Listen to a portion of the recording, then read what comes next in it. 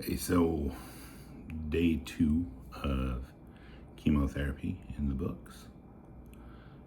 It started out a little weird. We took a wrong turn, went to the wrong coffee shop, and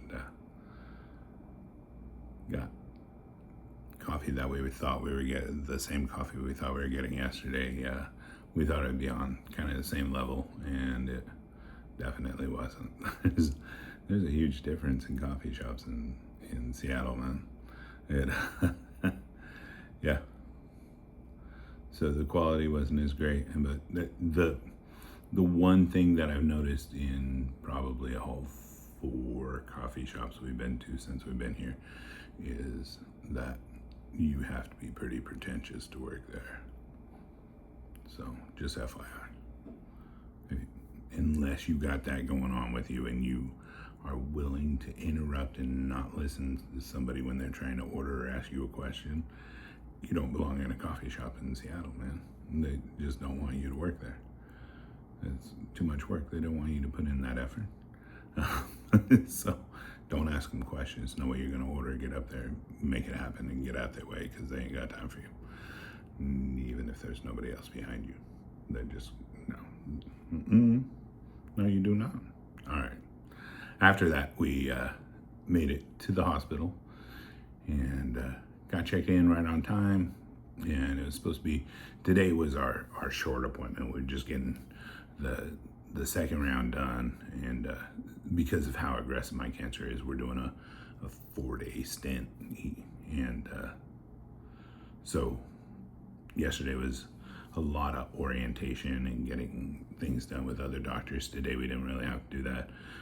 I had them take the line out of my port last night, so because you're not supposed to shower with it in or anything like that. So it was so I took it out so that I could shower and hang out and all that good stuff. And so they went to put it in today, and they had a bit of trouble. It took them 4 times to get it in, and 3 different nurses. The first one tried, didn't get it in there. Second one tried twice and wasn't able to get it done. And all 3 of those, the first time that I had it in yesterday was my first time ever having it accessed, and it was just nothing. You barely felt it. And today it hurt. It hurt like a son bitch. I wasn't expecting that. Obviously, I'm the type of person who's not gonna sit there and be like, "You're hurting me," or you're messing it up. I'm like, yeah, it's uncomfortable. It's there, but it's definitely not feeling right.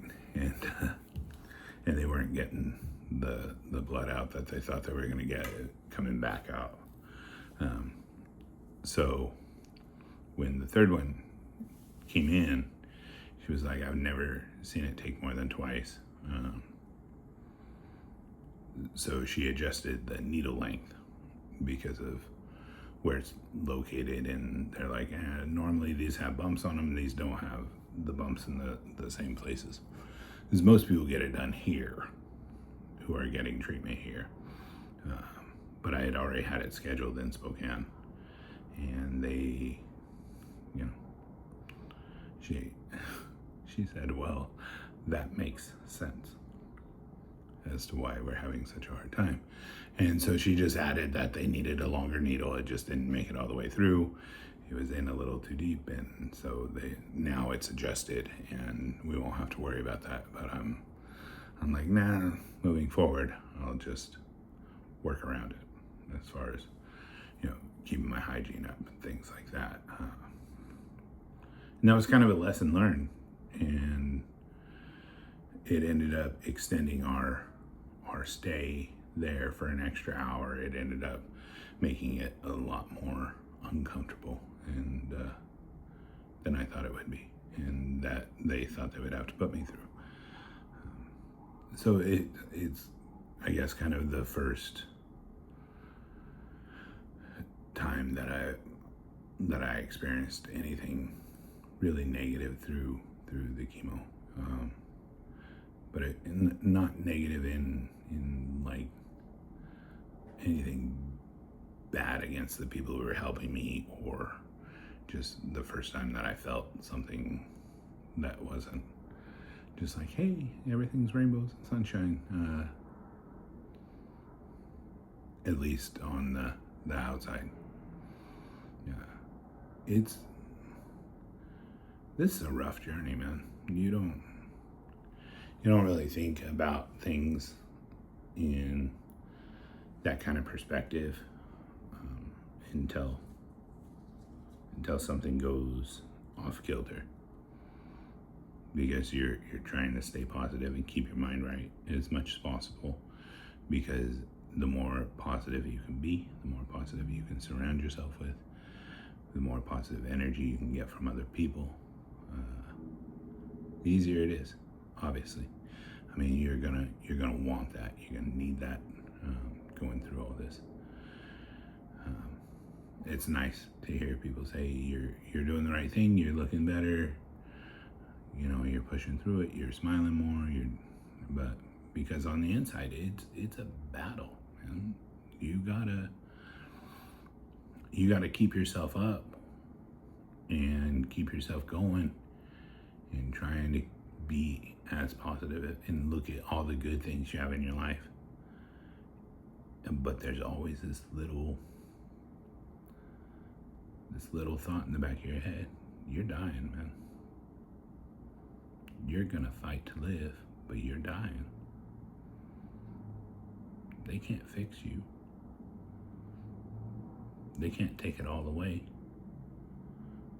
They can put it to sleep and put it in remission. It can't be cured. This ain't the flu.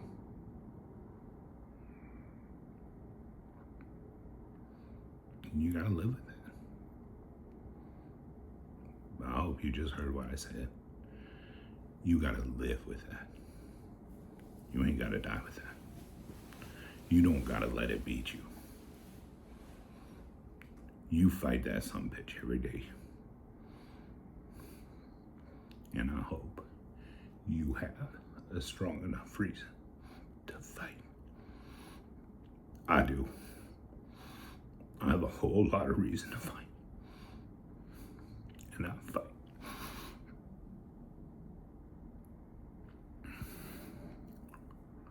And that's as good as it gets, man. You don't let this shit kill you. You fight. I went through that chemo and it was nothing, man. It didn't affect me. It didn't faze me. I'm a little more tired today, but I attributed that to actually getting some rest and being able to eat again and feeling like a real human being.